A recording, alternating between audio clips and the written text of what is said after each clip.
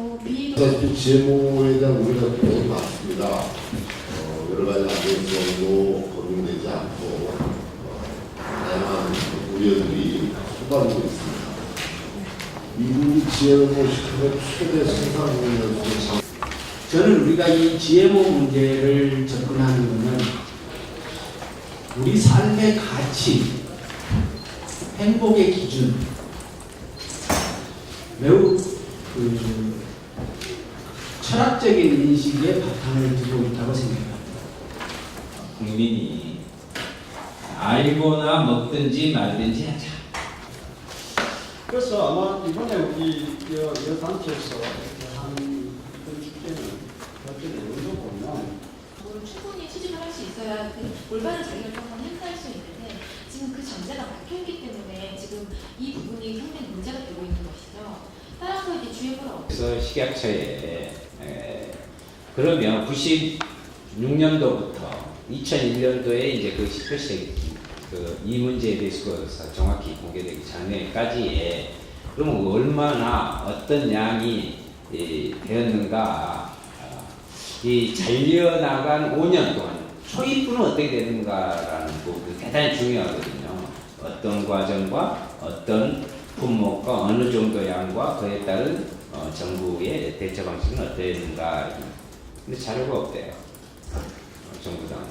그 부분 왜 그때는 전산화가 미처 다 되지 않아서 하고 물론 식약처의 그 고충은 이해합니다. 그런데 오히려 전산화가 되어 있지 않다면 진짜 먹는 문제에 식약처가 국민의 관점에서 이 부분을 대했다면 그때는 전산화 아니니까 그때는 다 수기로 했을 거 아니에요. 이것이 보존 연한도 있을 것이고 그것을 폐기 처분하지 않는 이상은 오히려 더 남아있을 건데 전산망에서 날아가 버렸다면 할 말이 없지만 있을 텐데 그것은 그런 관점과 태도, 정부의 태도의 문제였다. 그래서 한 예를 들어서 말씀드리는 거고 정부가 어쩌는다고요? 이런 겁니다. 모든 것이 안 좋은 것은요. 그런 방식으로 들어옵니다. 보통 어떤 것이든 식품 외에도 우리나라 예를 들어서 그러니까 이에 대해서 그 GMO가 무엇이고 14년에 아니 좀 알고 사자, 알고 먹자. 그러니까 얼마나 어떻게 누가 어느 회사에서 이 정보 공개를 청구해서 요구를 했어요. 왜? 정부에서 안 하니까. 오히려 정부에서 먼저 있어야 되는데 안 하니까 이 심각성을 깨닫고 한 건데 식약처에서는 못하겠다고 못한 거죠.